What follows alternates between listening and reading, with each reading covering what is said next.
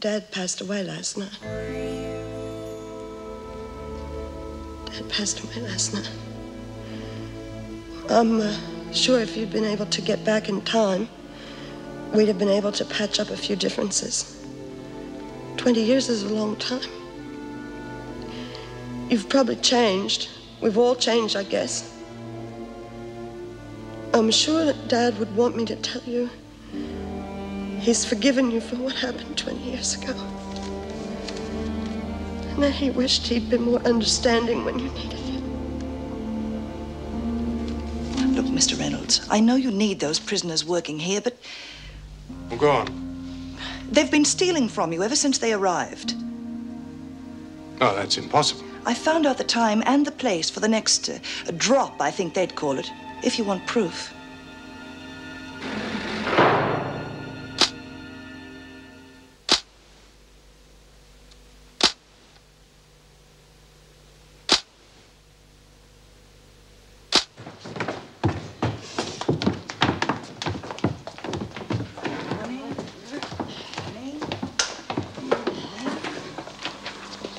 Morning. Did you get that message to the kids last night? Of course. Well, go on. Get on with it. I'll keep Miss Bennett busy. Good morning, Miss Bennett. Everything under control? Yes, thank you, Miss White. You know, I have to admit something. Mr. Reynolds is very pleased with the way this scheme is panning out. He should be. This lot working for $40 a week must cut down his wages bill.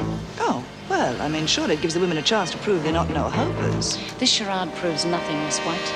None of these women will ever make anything of themselves. A few hours out of prison each day, learning new skills. Some of them will take advantage of it when they're finally released. They'll take advantage, all right.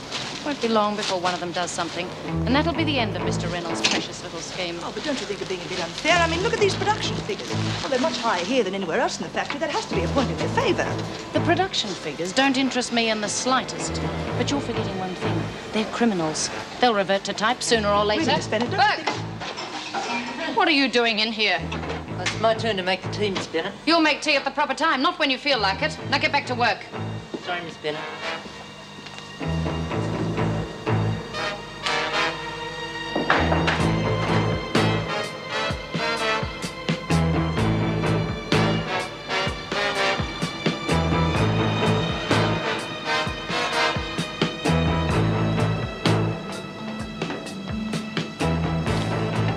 All right, Sonny, drop it.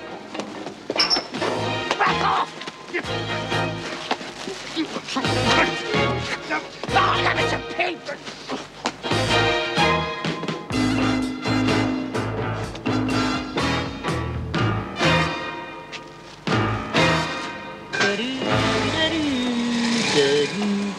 Burke's happy.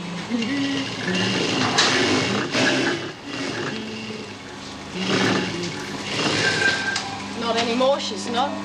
Wonder what's up. Miss Bennett, I'm afraid there's been a rather serious breach of security. What happened? One of the women has been smuggling material out of the factory through that window. Who was it? Nolene Burke. I just caught a member of her family trying to get away with the goods. It was just a matter of time.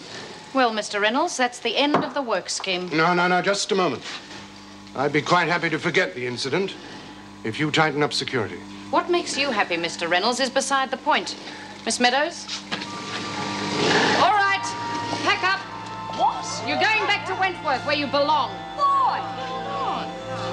Because someone seems to forget that stealing is a criminal offense.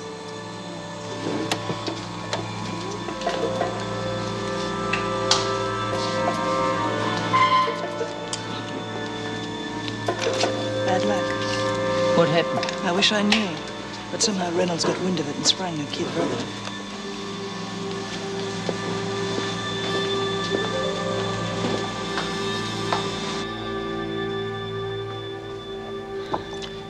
You look as if you haven't slept a wink. I haven't. You're still thinking about your dad? Yeah. No. The only reason you escaped was to see your father. What are you going to do now? Well, it wasn't the only reason, you know. Anyway, I've gone this far. I might as well do something more about it. So you're going ahead with the plan? Yeah. I'll be leaving the country as soon as I can get my own passport. $100 more should see me. And that means pulling another job. Doesn't grow on trees, does it? It's too risky, Judy. Look, I'll give you the money. No, Pauline. You've already given me enough. I can't let you do this. And I can't hack it. Thinking of you getting caught. Thanks, love. Pauline, I'll pay you back, you know. Every last cent. No, lovey, it's a gift. Okay? You know, you're a really terrific person, Pauline. I'll never forget this. When do you get your passport? Well, as soon as I give them the money, I guess. Now.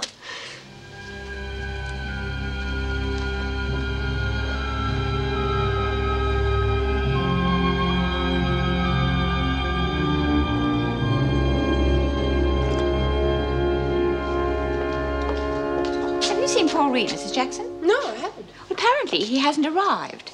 And since you two seem to share a number of secrets, I thought you might know why. Well, I'm sorry, I don't. Although I do know he's still having some trouble with his son. I see. The women are returning early from the factory. Help Officer Meadows with the search, would you? Of course, but is there And anything... tell Miss Bennett to come to my office as soon as she arrives.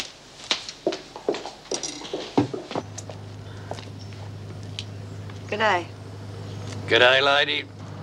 Nice day for it? Terrific. Here's your money. It's all there. Yeah. Well, when will the passport be ready? Afraid it'll take time, lady. I'm a professional, see? I take pride in me work.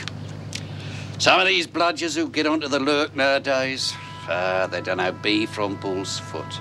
For me, I'm an artist. Oh, that's just great. Now, when will it be ready? Urgent, is it? Yes. Thought it might be. Between you and me, I heard all about you on the wireless last night. So? Oh, I wouldn't want to be in your shoes. Not when they catch you. You get curry for jobbing that cop. Well, they won't catch me, will they, unless you hold me up? Oh, wouldn't want to do that, will we, lady? Not with you on the run. But I'm afraid you'll have to pay for a rush job. What are you talking about? I've already paid you. Oh, you're putting me on the spot, lady. If they cop onto me, I'll be in the nick myself. Well, that'll be your problem, won't it? Now, listen, why are you jacking up on me now? Oh, I didn't know you was on the run, did I? I'm afraid the price is now 1,000. That's double. Where am I going to find that kind of money from? That's your problem.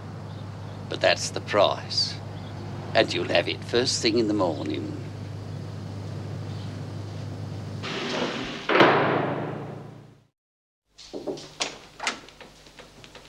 You wanted to see me? Yes. Mr. Reynolds phoned about the incident this morning. Would you tell me what you know about it? Well, there's very little to tell. Mr. Reynolds informed me that Burke was trying to smuggle cloth out of the factory, so I ordered the women out. Did Mr. Reynolds also inform you that he was prepared to overlook the incident if security were tightened? Yes, but it's not up to him, is it? No, it is not. Nor is it up to you, Miss Bennett. I am the governor, and you should have awaited my instructions. I'm sorry, Mrs. Davidson. I may have been a little hasty, You but... grossly exceeded your authority in withdrawing the women. It makes little difference in the end, does it? In my opinion, the factory project was doomed from the start. It was just a matter of time before one of the women acted up. I am well aware of your opinion of the factory project, and you seized upon the first opportunity to make sure that it was doomed. It was Nolene Burke who made sure of that. Send her in. I'll see her now. Certainly, Mrs. Davidson.